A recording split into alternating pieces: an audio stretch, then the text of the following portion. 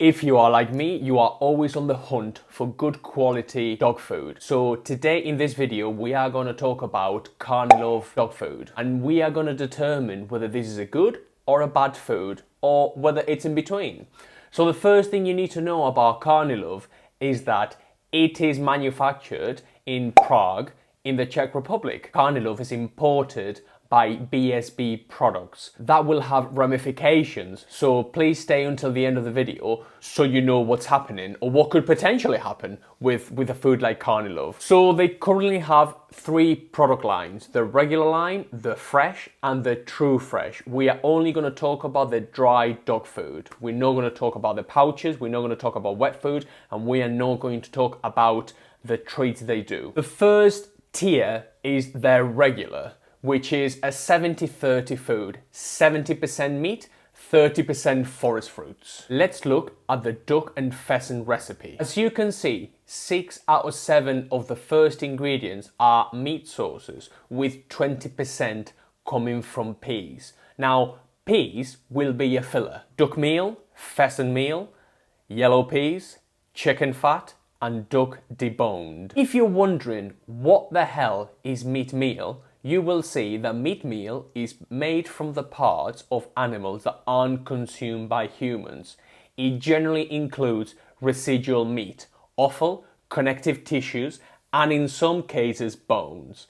According to UK feed stuff regulations, meat meal should be virtually free of hair, bristle, feathers, horn, hoof, skin, and of the contents of the stomach and viscera. So even though the meat content in this baseline food is quite high for a baseline recipe, we have to point the amount of filler that is in the food. At the time of this recording, 20% is peas. Peas tend to be a somewhat high glycemic carbohydrate that dogs do not need. So at this price point, you do have to make some sacrifices. At least we are seeing that it's peas and it's not rice, it's not wheat, it's not corn, it's not really damaging inflammatory ingredients. At least peas are legumes and they will be okay for a dog food. Now, for a food like this, to start at 70% wild origin meats is a pretty good deal. We are next going to talk about the fresh range. Now, the fresh range is a step up in quality. Even though they say it's fresh, the first ingredient is fresh, whereas the others aren't. 80% meat sources, 20% botanicals. As you can see, the first ingredient is fresh ostrich, which is deboned.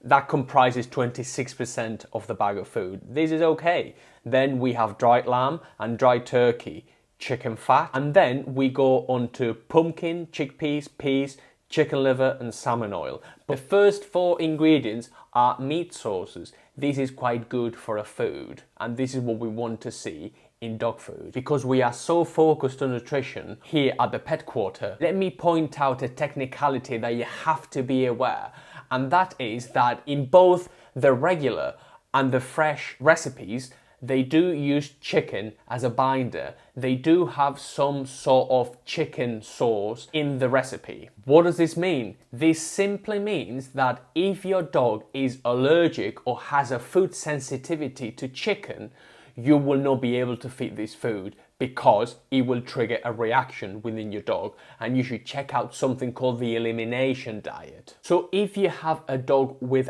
allergies, the only true single protein recipe they do is the true fresh beef. This recipe does not contain any other meat sources but beef. But this is, at the time of this recording, the only recipe they do without chicken. So why would they use chicken as a binder? Why would they use chicken as a baseline ingredient? This is obviously to cut costs in production, so they can recreate the same formula and swap and change different ingredients, but it's a way to cheapen out the manufacturing process. Now, they do have a top range which is called True Fresh. This is the highest quality food they make. So the True Fresh range simply means that they use more quality ingredients with regards to the meat sources. They will use fresh turkey, fresh beef, and fresh whitefish. Again, it is a little disappointing that they use chicken in every single recipe apart from the beef. Now, this will be a premium food that's quite good, as you can see from the ingredients list. So what can we say about Carnilove? Is it a good food? Is it worth your time? Is it worth your money? Well, the one thing you need to consider about Carnilove is that they are fairly niche. And whenever a brand is niche, that means two things. Firstly, that they might have supply chain issues. Because of demand grows, the manufacturing ability will not be able to catch up. So if all of a sudden they start becoming very, very popular, you might not be able to get a bag of food. And that is something to consider.